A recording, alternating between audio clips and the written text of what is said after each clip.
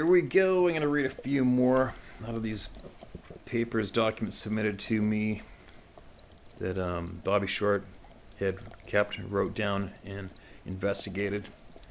And just so you know, there's a lot of Bobby's writing in here where she's pretty adamant that these beings do not have any abilities to do what people call cloaking or mind speak or infrasound and or disappearing or all those other the weird skills that thousands of people are reporting. And like I say, you take from it what you will. Nobody knows all the answers. Well, somebody might know the answers for certain, but I think it's just, for me, it's I support everybody, but I don't promote anyone who dictates no, there's no way they do this or do that or do this or that. That's not the right way to do it. Teach their own, that's fine, but all I'm saying is when there is literally thousands of witnesses around the globe who are not connected who report the exact same thing, then that kind of squashes one or two or maybe three people who dictate that those things can't happen. Do you see what I'm saying? And there's a lot of people who want to believe that these beings are just like us and they can't disappear and they can't mind speak and they don't have all these abnormal supernatural skills, and they just don't want to hear that. They want to prove it. It's not true. But the unfortunate part of that argument is you cannot deny tens of thousands of eyewitnesses. You just can't. It's not possible. So anyway, I decided to throw that in there. Everybody has a voice, everybody has theories, but to caution everyone when it comes to dictating to the world what can or can't be, that at this stage of the game, for me, there isn't anyone who qualifies to be able to do that. So that's why I keep saying, just take from it what you will. If there's nothing here for you, then carry on. It's no big deal. It's free and it's painless. All right? But somewhere along the road, some of this or much of this is going to resonate with somebody out there. Now listen to this. 1951 Georgia shooting. During a 3-hour-long distance telephone conversation with the late Romana Clark Hibner back in the 1990s, she mentioned she had in her possession a report of a Sasquatch shooting near Boston in the Thomas County, Georgia, that occurred in 1951. Ramona told me that the informant, a woman and her husband, had gone outside because their dogs were barking. They observed a giant man described as upright and covered with hair in excess of 500 pounds. It was cornered by the dogs on the front porch. Her husband shot at it, and it leapt or fell off the porch. Additionally, the woman told Ramona that her stepfather found a single 20-inch long footprint outside his cabin the morning after. He calculated his height at 7 feet. My notes indicate that at the time I spoke with Ramona, we both viewed her original interpretation of the Thomas County, Georgia situation with some skepticism. In Florida and in some southern communities of Georgia, the Sasquatch is called a skunk ape. Its references the intolerable smell like that of a skunk. Other names used in the Georgia are woolly booger, and the Happy Valley horror, which is jargon associated with Bigfoot in Coweta County, Georgia. All right, so what she's doing here is Bobby's listing all of the shooting reports and incidents she could find of actual shootings of these beings. 1977 Florida shots fired. Ramona remarked that it tends to be a familiar theme that informants fire a single shot or two at Sasquatch intruders. The dubious reports are those where there is no follow-up of any kind of the shootings. She mused, Doesn't anyone empty the rifles, reload, and fire again on these creatures? And she told me about this case.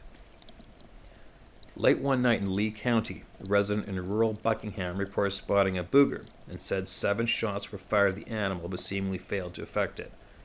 Leon Woodward said the 12-year-old son of his neighbor, Jose Negrod, called him after the boy saw a wild-looking hairy man at the window of his home in a wooded area of rural eastern Fort Myers. 1977, some 36 years ago at this writing. His father was away and the boy was alone at his home on the then unpaved Drawdy Road, Drawdy Road. Woodward said the same home was broken into Wednesday night before this, although he didn't think the break-in was related to the booger sighting, but no one was sure. According to Ramona's witness description, the creature stood nearly 8 feet tall on 2 legs, making no noise as it ran away. Later, the men found the creature again, and his neighbor fired 7 rounds from a .22 rifle at a distance of about 25 feet. "I know we hit him because he could hear the sound of the bullets hitting him," he said. "Maybe it takes more than a .22 caliber round to penetrate their thick hide." Woodward said the creature started toward them and then fled in the opposite direction. He walked on 2 legs and smelt like burnt sulfur.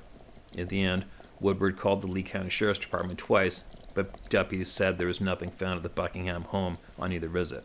Woodward said Negrod continued to search the woods for the beast. The late Ramona Clark, Hibner, Florida. A .22. You know what? A .22 doesn't do much to much of anything over 100 pounds. Sometimes less, right? That's, I don't know what's going through your head if you're even going to think about pointing a .22 at anything that large and start teeing off. I know I wouldn't, but onward. Shots fired, no physical reaction. I have 2 accounts in my data of shots fired with no apparent physical reaction shown by the Sasquatch. The first of the 2 cases occurred in 2002 and was filed by law enforcement retiree who was adamant he didn't want to be identified. His email was intimidating. Late at night and close to retiring after a day's hunt, the informant was in the windowless hunting shack somewhere off Idaho's Highway 21. Unable to see out, he kept hearing something walking around outside, even brushing up again the walls of the dilapidated shack. There was, he said, intense rustling on fallen leaf matter on the ground. Thinking bear, he shoved aside his rifle and reached for his handgun, which was a Glock 31. He eased back on the front door and stepped out onto the stoop and waited for his eyes to adjust to the moonlight. A giant figure walked into view. This startled the man so badly he jumped back against the door, raised his Glock, and inadvertently fired 3 shots, bam, bam, bam, into the enormous figure, which was only 15 feet from his door. The informant wrote, "I know I hit the thing. I could hear the impact, and I heard the beast go, oomph. The damn thing stood there as I fired, and then his silhouette looked like he dropped down one knee and bent over. I could hear the thing breathe and make coughing noises. Then, just as fast, it got to its feet, straightened up, turned, and walked around back of the shack. I went back inside, found my flashlight, and went after it. When I got outside and around the back, it was nowhere to be seen, but I could hear the crunching of the leaf litter and knew the direction. I'm saying he, but I don't know if it was or not. There was a trail of blood, but I was by no means going to follow it alone in the dark. I waited until morning, then loaded up my handgun and rifle and went after it. There was a clear trail I followed for about 20 minutes to the river's edge, and then I lost it. At the water's edge were good-sized tracks of 3 different individuals that sunk into the sand.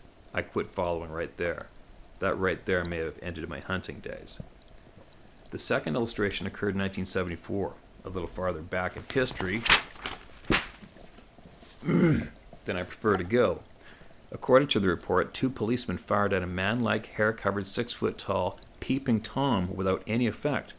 The informant said that it had eyes that reflected like a cat's eyes.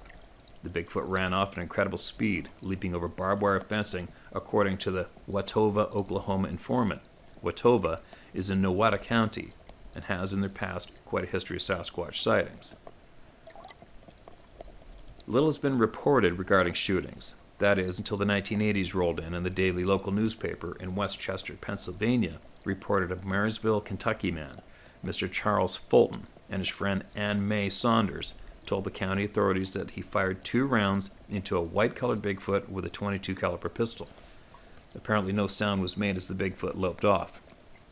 None of the reports listed necessarily indicate that the bullets had no effect on the Sasquatch, but that was how certain elements of this research regarded the incident and under current began, "They can't be killed."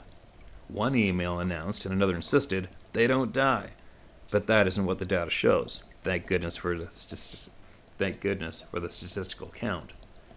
According to the report filed, Mr. Fulton with his family in their rural mountain home nestled in a heavily wooded area watching television when the Bigfoot began turning the knob on the back door. That alone is a creepy scenario. Fulton got up, reached for his pistol, and then went over to open up the front door. Standing there, he saw a 7-foot-tall creature covered in long hair. It was standing on 2 feet like a human, and its head was taller than the door frame, which was 6 foot 8 inches, according to Fulton. The article indicated that Fulton fired 2 rounds at point-blank range. It's hard to imagine the Sasquatch survived 2 .22 caliber rounds to the chest, although it may have taken a while for death to occur. Shot placement would determine how death progressed, and without medical intervention, death certainly occurred at some point. Yeah, I'd have to disagree with that myself personally, being very familiar with the 22, what it can do. I mean, there's been numerous grizzly bears and other game animals recovered from being harvested, and they've had multiple 22 rounds just sitting in the meat in their body. All right, you guys, just take note of that. Stories indicating the Sasquatch couldn't be killed implied bullets were of no consequence. This, of course, played directly into the hands of those who believe in these things outside the range of normal, including occult disciplines. This, of course, played directly into the hands of those who believe in things outside the range of normal, including occult disciplines. The consensus was that Bigfoot had some kind of immunity to bullets and arrows, etc. The extension of the twist being that hairy life forms are incapable of dying. Seriously, we can fall back on the data, and it shows previously cited examples of shots fired and death occurring. I marvel at how some individuals rationalize such nonsense. Principally, the believers in such things unwittingly place the Sasquatch in a form of a deity. Place the Sasquatch in the form of a deity, forgetting that all living things die except pagan deities and God himself. One case in the data came from an interview with a Coos County, New Hampshire dairyman who declared that the wood devil his grandfather shot point blank in the chest actually dematerialized before his very eyes. My thought was, wow, what a concept. The physical body vanishing like that is a very dramatic concept to contemplate. I can see why people hold on to so much spectacular ideas. It's so like a 1950s retro ray gun movie. But isn't it true? But is it true? In reality, of course it's not true. If the Sasquatch is capable of becoming invisible, why do they hide behind trees to watch us? If they are capable of projecting debilitating infrasound, why don't they use it on the hunter when being shot at? Apparently, this next report didn't record any of those 2 behaviors. Alex Solinak, in Too Bizarre for Science, quote, listed a Victoria colonist report where the First Nation people between Union Bay and Comox, BC, using rifles, shot at what they thought was a bear digging on the beach. Surprised at the shot, the Sasquatch straightened up, yelled, and ran into the woods on 2 feet. The creature was digging clams. The article failed to mention if the round actually hit the creature. Earth-bound oxygenated life forms. New DNA techniques provide information that the human species interbred successfully with Neanderthals and undoubtedly with their cousins as yet undiscovered. If all that new understanding is even half true, there's no logic in any belief that humans, to include the Sasquatch, have exceptional capabilities beyond what you and I have. No magical capabilities. The human body is not physically built to withstand changes critical to the shape-shifting concept. Neither can the human body withstand G-forces without specialized garments, which puts the UFO Bigfoot connection theory in a bit of a jeopardy. The human body is physically adapted to being earth-bound. Add to that lack of oxygen in the other world conditions, and I fall short of understanding the shape-shifting concept that we know of. No living animal has an ability to disappear. For me, the thought defies logic. It defies medical knowledge. All right. Well,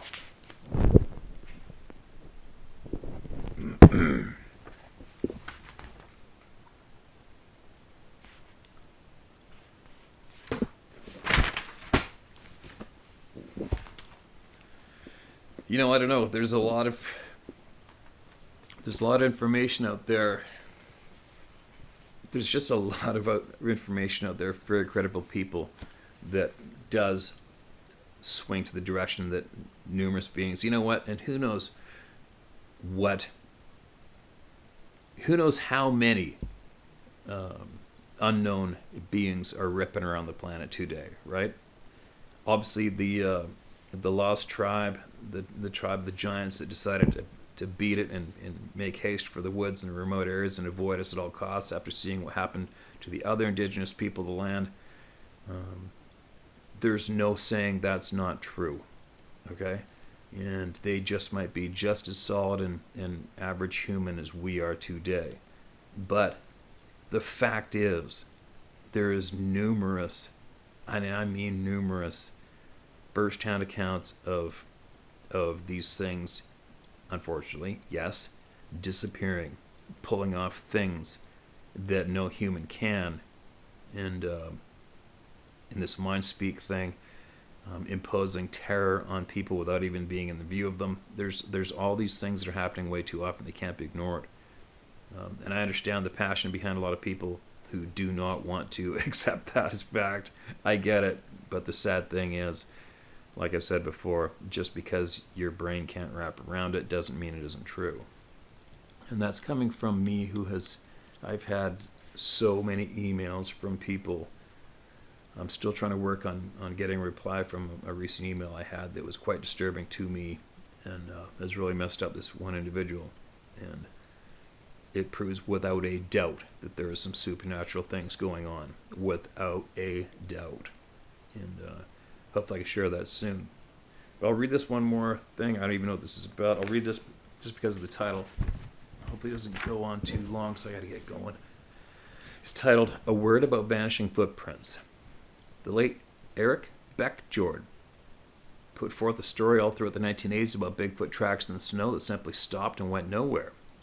It was another of his claims that Bigfoot could simply vanish, shape-shifting into an imagined alien dimensus.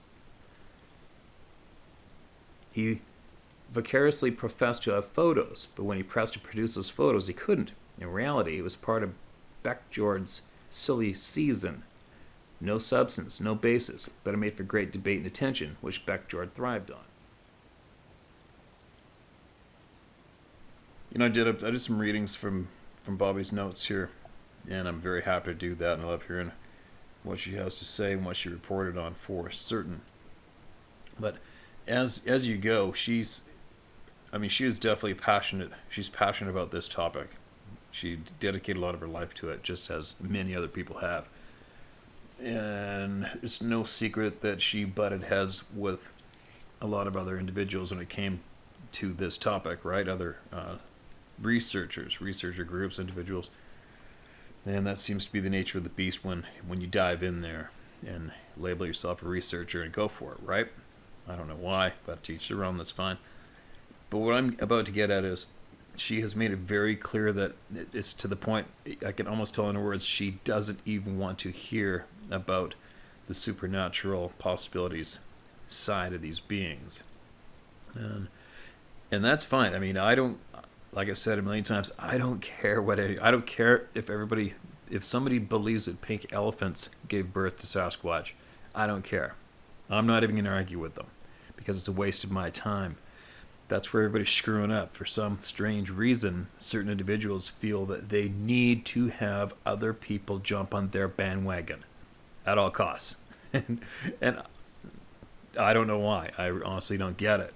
Because like I've been suggesting nonstop is for everybody just to take from these experiences other people have, take from it what you will for you, for your puzzle.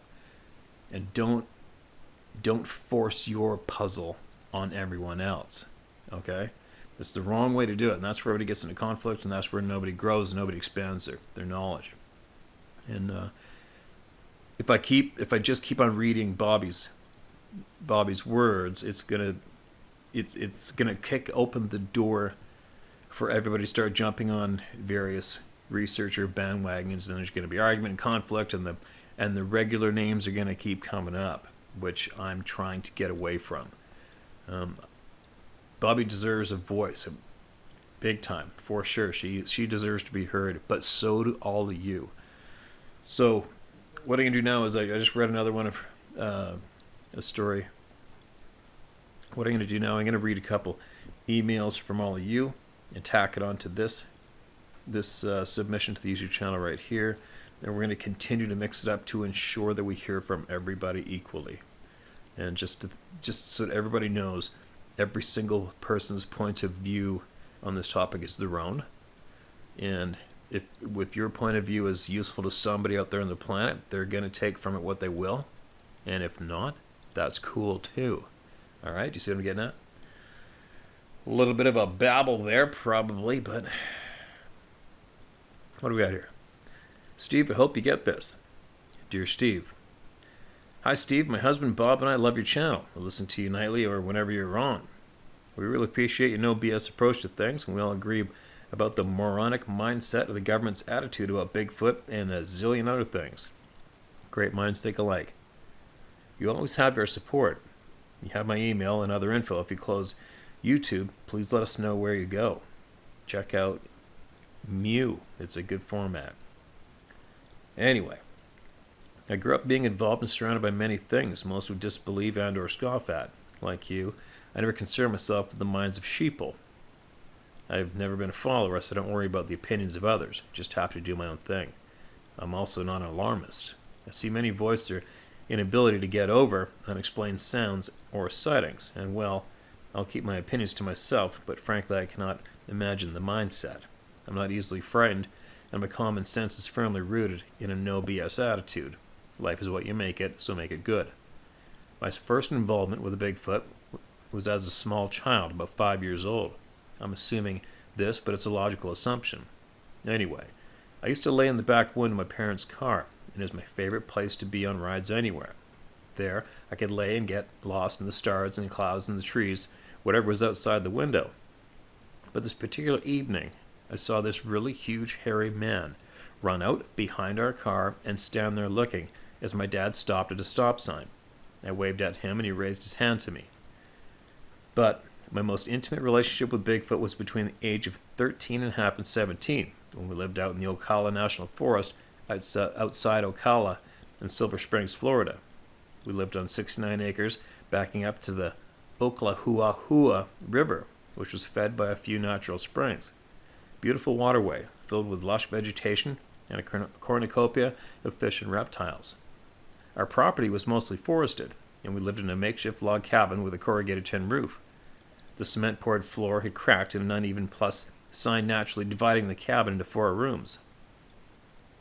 We had a bathroom with a shower of all corrugated metal, with an unfinished cement-poured floor which was hard to stand on. There was no hot water. If we wanted hot water, we boiled water on our 2-burner hot stove. Life was challenging, but I loved it, as I spent most of my days time out in the woods. The cabin was nestled under a large oak, and there was another bigger one in the backyard.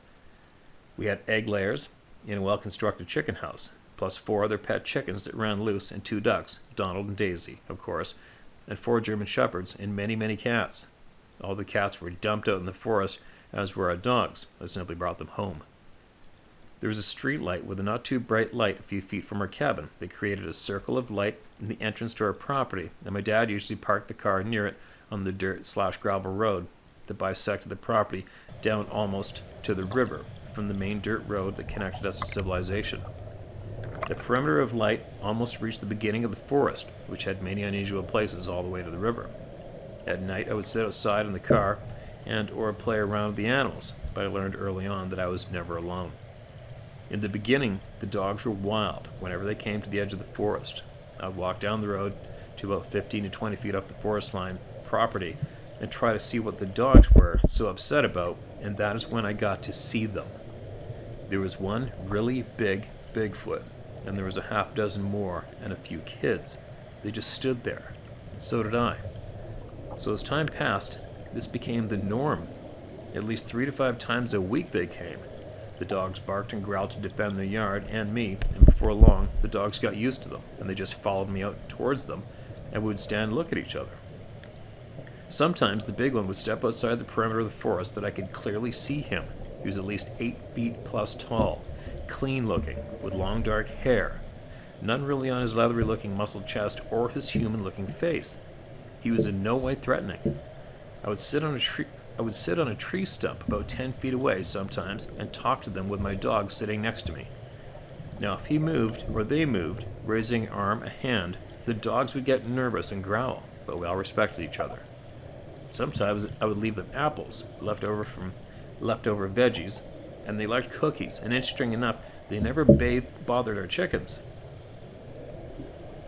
spent a great deal of time on those 69 acres while we lived there, and they were frequently not far away. I remember on one of my earlier forays into the forest heading down to the river, I found a makeshift structure a few feet from the river that was made from tree parts, big enough that I could enter. That is not saying much, as I was 4'11" at the time. There was a few items of towels and clothing that used to be on our clothesline, and we wondered where they had disappeared to. Now I knew. I left things as they were. It was not mine any longer, and I did not want to trespass. Anyway, I just thought I would share this with you. I have many other encounters and stories I can share another time. I have no problem with you sharing my name. I'm good for whatever I say, and I don't give a rat's patootie if anyone disbelieves me or dislikes my word. Be safe, Steve. We worry that someone may do you harm out there in the middle of BFE, Bum F Egypt, when you're alone. Blessings to you, Sarah and Macaroni. I'm sure he is romping happily in his heavenly pasture. Catherine Clow, a.k.a. Midget Queen. Well, that's quite the email, Catherine. Holy doodles. Kathy. Yeah, that's an absolutely amazing story. And I'm sure I'm speaking for everyone when I say this. We would love for you to email back with more. It would be super great if you even just emailed back with absolute detailed words of what all of these beings look like when you saw them standing there when you go on your walk. And what do they all do? Like, do you guys sit? Did they sit in a half circle? Were some sitting down, some standing, some leaning on a tree? Did they stand in a half circle or shoulder to shoulder facing you? Like, paint us that picture. That'd be interesting. It'd be interesting to have that scene painted for our eyes so we could picture it. And the different looks of each individual, and if they spoke with each other, that'd be really, really interesting to hear that. What color the hair was, how long it was, who was the most muscular build, who seemed the most friendly eyes, or the cold eyes, or whatever, right? Anything you could possibly get across to a lot of the people out here listening, because I'm sure they would be quite curious. But anyway, so there you go. I will be back with more. I'm getting close to... Yeah, I've just got a whole pile on the go. And we're going to be moving shortly. And that is going to be one hell of an undertaking, I'll tell you what. But, yeah, so there you go. Everybody be safe out there. And if you want to get something off your chest or share it with the world, you can do it here at tellmystoryhowtohunt.com or share my story at howtohunt.com. And it will be gotten to eventually, without a doubt. Be safe out there.